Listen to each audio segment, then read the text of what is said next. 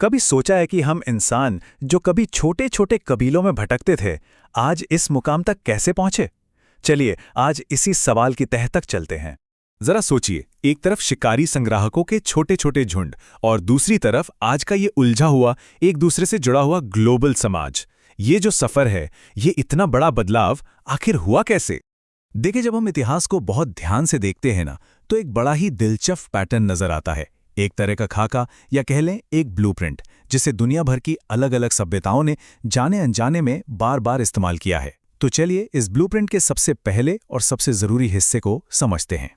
सब कुछ बस एक आइडिया से शुरू हुआ। वो आइडिया था, प्रकृति के भरोसे जीने की बजाय क्यों ना हम खुद अपना भोजन उगाएं। और बस इसी एक चिंगारी ने इंसानियत की कहानी को हमेशा हमेशा के लिए बदल दिया। मेसोपोटामिया में इंसानों ने पहली बार खेती करना सीखा, और इसका मतलब था सरप्लस फूड, यानी जरूरत से ज्यादा खाना। और यही सरप्लस वो इंजन था जिसने सब कुछ चला दिया। जब लोगों के पेट भरने की चिंता दूर हुई, तो उन्होंने एक जगह टिकना शुरू कर दिया, और इस तरह दुनिया के पहले बड़े बड़े शहर बसने लगे। लेकिन ये इतना आसान नहीं था। इस स्लाइड पर जो दिख रहा है वो सच में हैरान करने वाला है। ये एक बहुत बड़ा समझौता था। शिकारी संग्राहक आजाद थे, उनका खाना पीना ज्यादा पौष्टिक था और शारीरिक तौर पर वो कहीं ज्यादा मजबूत थे। दूसरी तरफ खेती ने इंसानों को एक जगह बांध दिया, उनका कद छोटा हो गया और जिंदगी बहुत ज्यादा मेहनत वाली हो गई। तो कह सकते हैं कि ये सभ्यता के लिए चुकाई गई एक बड़ी कीमत थी। तो ठीक है, अब हजारों लोग एक ही जगह पर साथ रह रहे थे, लेकिन इससे एक नई बहुत बड़ी चुनौती सामने आई। इन सबको आपस में लड़ने झगड़ने से कैसे रोका जाए? शहर को अफरा तफरी और अराजकता से कैसे बचाया जाए? बेबीलोन के राजा हम्मुराबी ने इसका एक बहुत ठोस जवाब दिया। सख्त लिखे हुए कानून।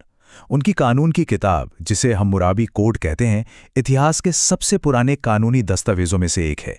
इसमें बिल्कुल साफ साफ लिखा था कि किस गलती की क्या सजा होगी। हर किसी को नियम पता थे। लेकिन यहाँ एक बहुत जरूरी बात है।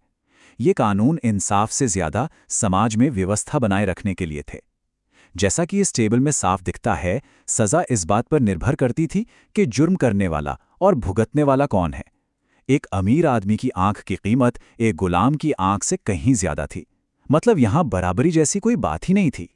पर क्या व्यवस्था हमेशा ऊपर से ही थोपी जानी चाहिए? हजारों साल बाद एथेंस ने एक बिल्कुल अलग रास्ता आजमाया। उन्होंने लोकतंत्र यानी डेमोक्रेसी का विचार दुनिया के सामने रखा। एक ऐसी व्यवस्था जहां नागरिक खुद अपने लिए कानून बना सकते थे। ये नीचे से ऊपर की तरफ व्यवस्था बनाने का एक क्रांतिकारी आइडिया था। पर देखिए, कोई भी समाज सिर्फ खाने और कानून के दम पर नहीं चल सकता। कानून लोगों के कामों को तो कंट्रोल कर सकते हैं, पर उनके दिलों को नहीं। लोगों को एक साथ जोड़े रखने के लिए उन्हें एक साझे विश्वास की, एक बड़े मकसद की जरूरत होती है। और ये स्लाइड बहुत अच्छे से दिखाती है कि कैसे विश्वास किसी भी सभ्यता की दिशा तय कर सकता है। एक तरफ मिस्र के लोग थे जो मौत के बाद की जिंदगी के बारे में सोचते थे, तो उन्होंने अपनी सारी ताकत और दौलत अपने राजाओं यानी फैरो के लिए विशाल पिरामिड बनाने में लगा दी। और दूसरी तरफ थी सिंधु घाटी सभ्यता। उनका ध्यान इसी जिंदगी को बेहतर बनाने पर था, तो उन्होंने अपने शहरों के लिए उस जमाने की सबसे आधुनिक टॉयलेट और सीवेज सिस्टम बनाए। ये इमारतें सिर्फ पत्थर और ईंटें नहीं हैं, ये उनके विश्वास का सबूत हैं।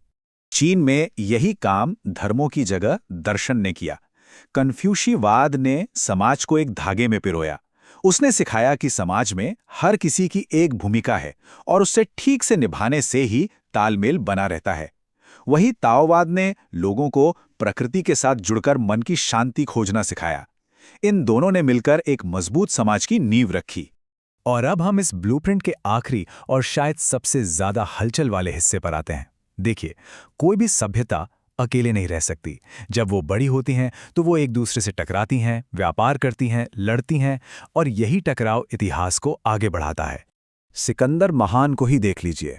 जरा इस टाइमलाइन पर नजर डालिए। सिर्फ 10 साल के अंदर एक आदमी ने लड़ाइयां जीतकर दुनिया का नक्शा ही बदल दिया। लेकिन उसने सिर्फ जमीनें नहीं जीती, उसने यूनानी विचारों, कला और विज्ञान को मिडिल ईस्ट से लेकर भारत तक फैला दिया। इससे एक बिल्कुल नई मिली जुली संस्कृति ने जन्म लिया। लेकिन इतिहास सिर्फ तलवारों से नहीं लिखा जाता, कभी कभी सबसे ताकतवर हथियार कलम होती है। मिस्र और हित्ती साम्राज्य के बीच हुई ये संधि दुनिया की पहली ज्ञात शांति संधि है। ये दिखाती है कि बातचीत और आपसी सहमति भी जंग की तरह ही ताकतवर हो सकती है। और फिर था व्यापार। सिल्क रोड सिर्फ रेशम का रास्ता नहीं था, वो पुराने जमाने का इंटरनेट था। उस पर मसालों और कीमती चीजों के साथ साथ नए विचार, धर्म, बीमारियां और टेक्नोलॉजी भी सफर करती थी। और ये सब मिलकर दुनिया के बड़े बड़े साम्राज्यों को चुपचाप बदल रही थी। तो जब हम इन सभी टुकड़ों को एक साथ जोड़कर देखते हैं तो हमें मानव समाज के बनने का एक साफ और बड़ा ही ताकतवर ब्लूप्रिंट दिखाई देता है। ये एक 4 स्टेप की प्रक्रिया है। पहले खाने का इंतजाम, फिर उस समाज को चलाने के लिए नियम कानून, फिर उस समाज को जोड़ने के लिए एक साझा मकसद, और आखिर में बाहरी दुनिया से संपर्क जो सब कुछ बदल देता है। यही पैटर्न हमें बार बार हर जगह पूरे इतिहास में दिखाई देता है।